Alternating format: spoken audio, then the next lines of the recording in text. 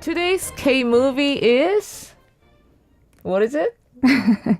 It is Forget Me Not, a letter to my mother. Yeah, it's called Forget Me Not. And as I announced previously, we have a guest of honor for today, Sunhee Engelstoft, the director of this documentary. And please introduce yourself to our listeners. Hello, I am a Korean-Danish filmmaker. And Forget Me Not, a letter to my mother is my first feature documentary. Oh, I thought you have. You have a lot of previous works like documentaries. I have shorter formats, so this is like my first long feature. So before doing this one, what kind of subject were you interested in for your documentaries?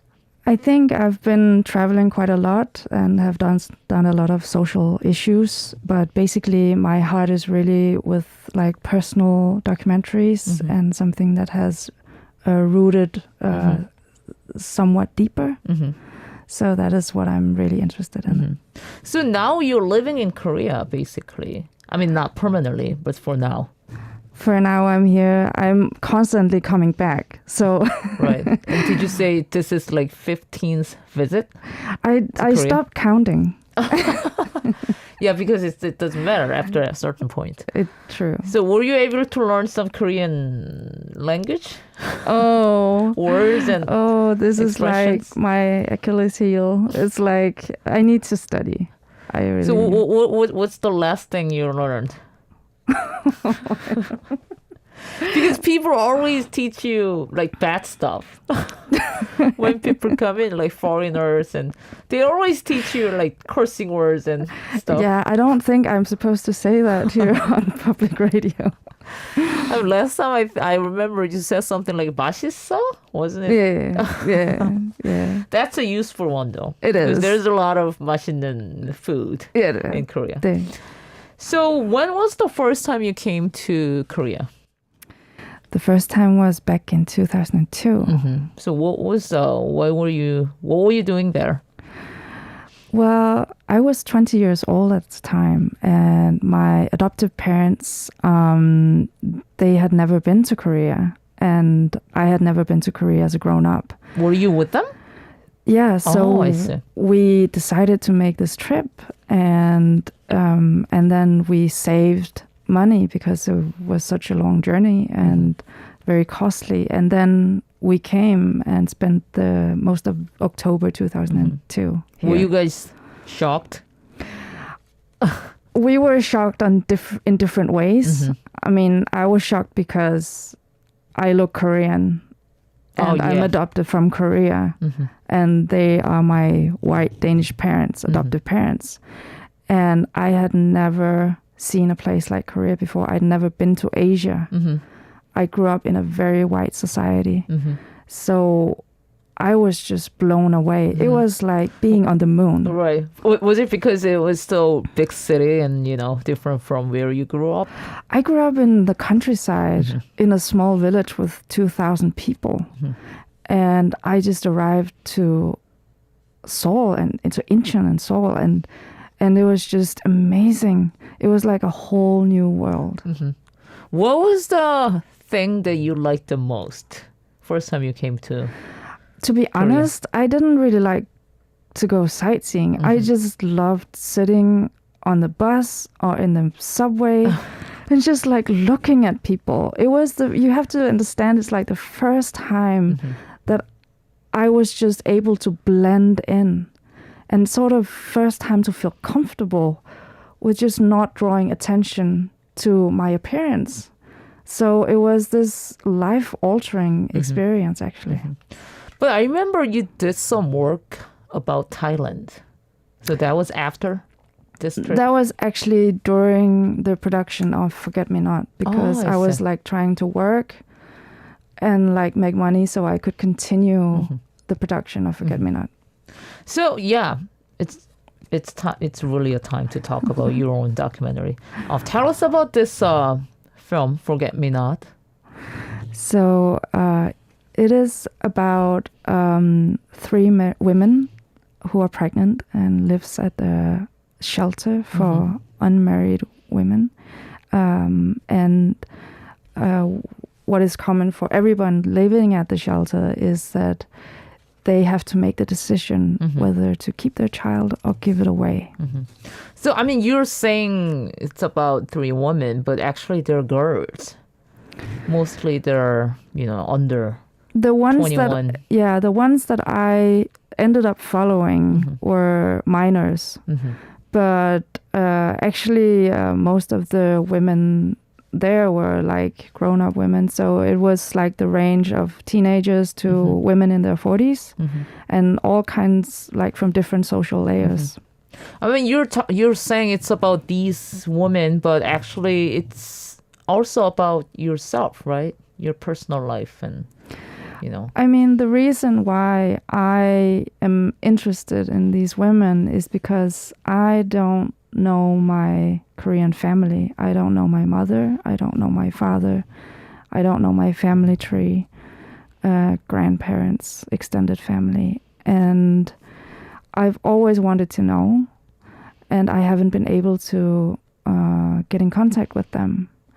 So the only way for me to find some answers and explore the subject was to try to meet women who were in the same situation as my mother, because she was not married when she had me and she was very young.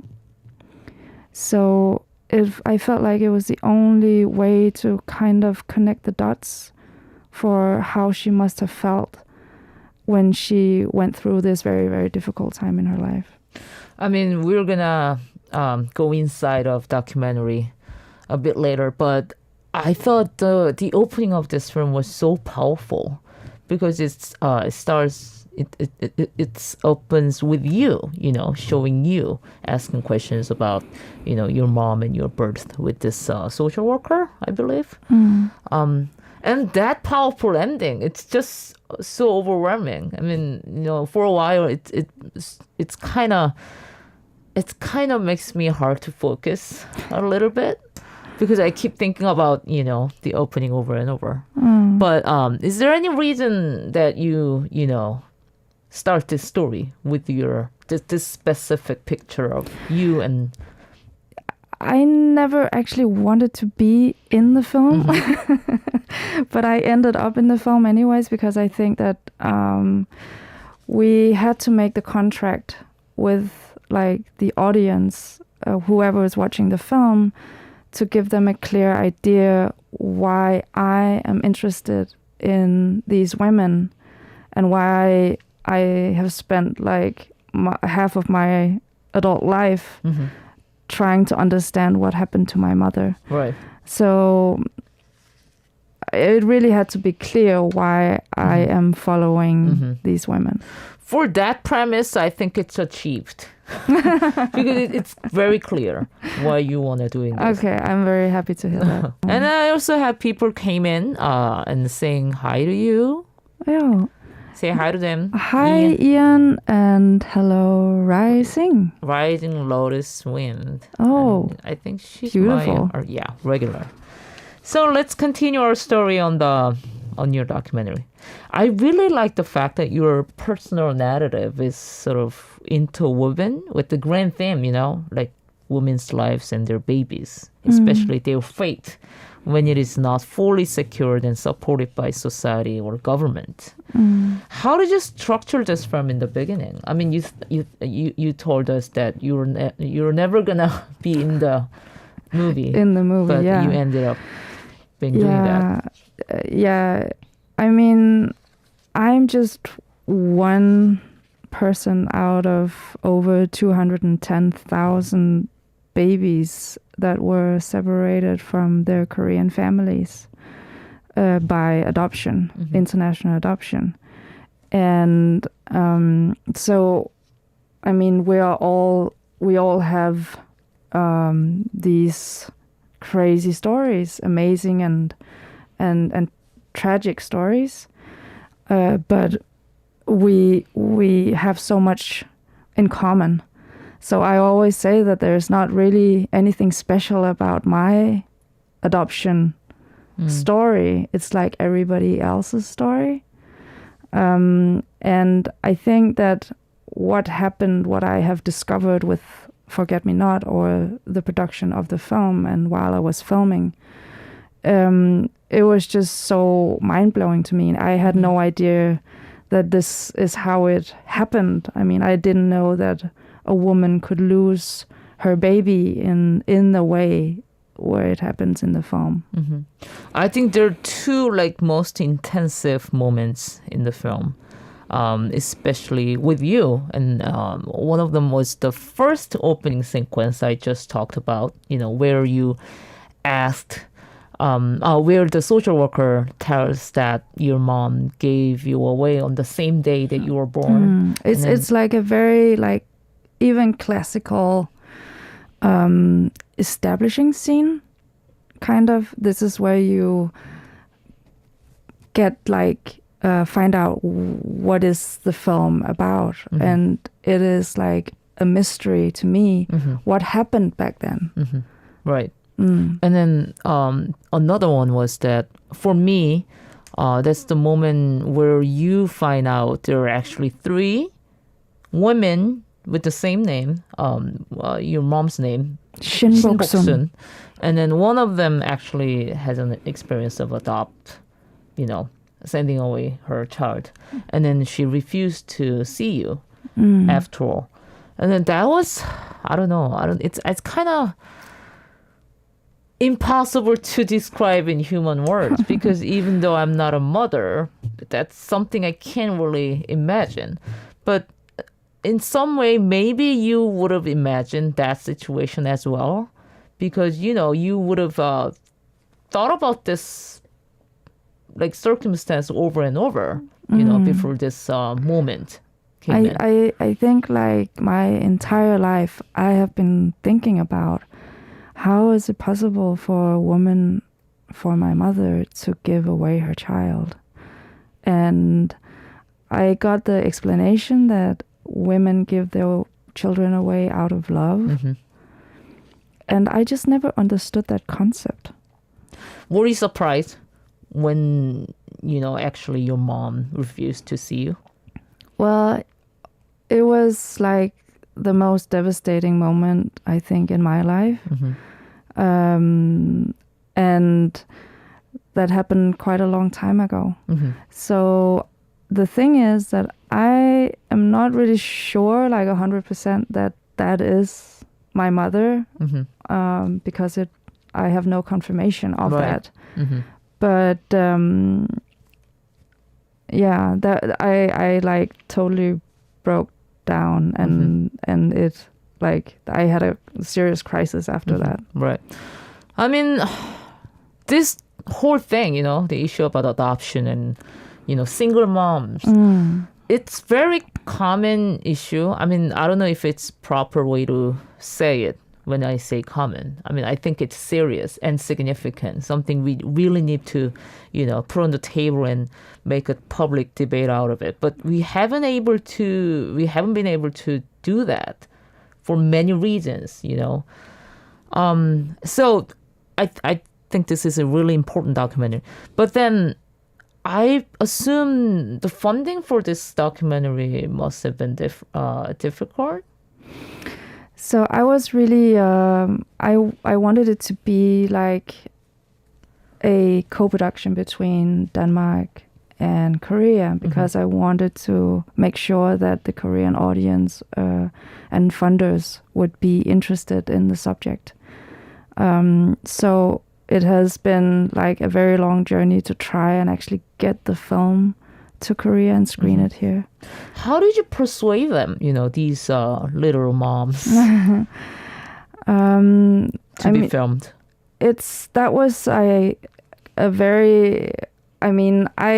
I did a research of the shelters in 2011 and 12.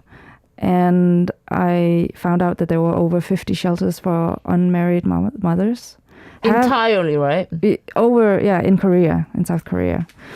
And half of them were owned at the time by adoption agencies. So if you became pregnant with a child and you called a shelter that was owned by adoption agencies, then they would ask you, do you want to keep your child or give it away? And if you said that you wanted to keep the child, then you couldn't stay there.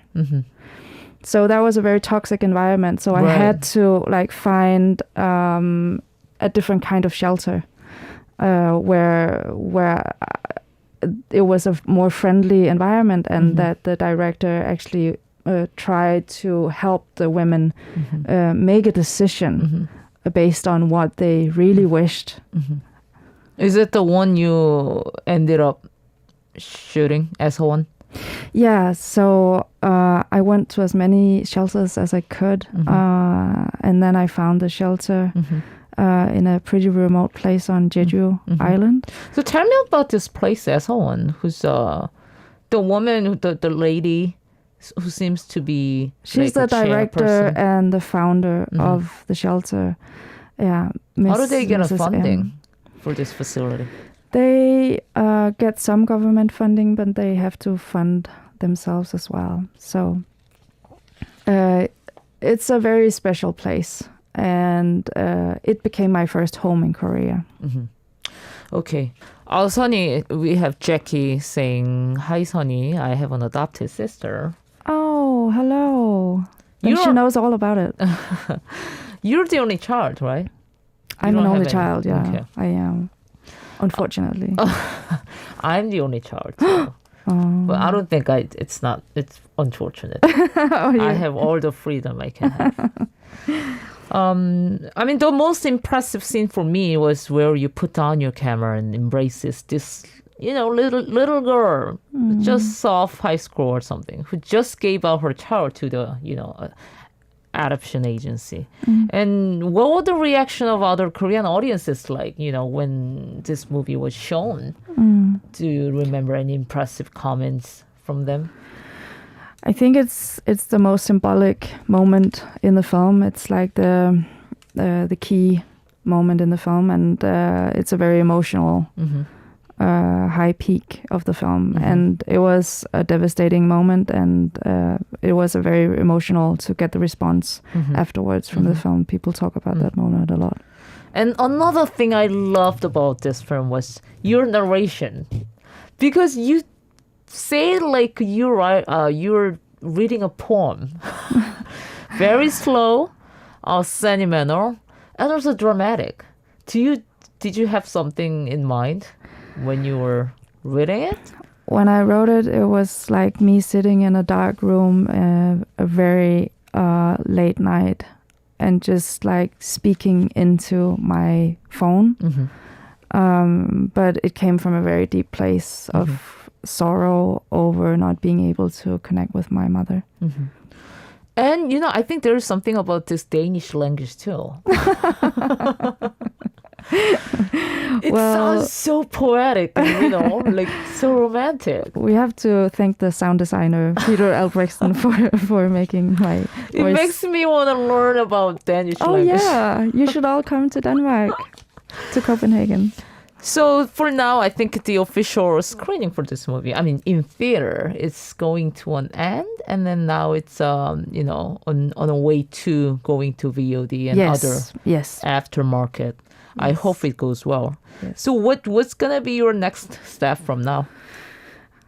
I think I'm doing the sequel. And this is about the Korean woman, my mother. And the next film I want to do is a fiction about my Korean father. That is great. That is great. Because this is something that shouldn't end here. Okay, it's so sad to, let you go. I don't want to let you go, but I have to. So much to talk about, yeah. I know. Say goodbye to audience and, tell me how you felt. Yeah. Goodbye, audience.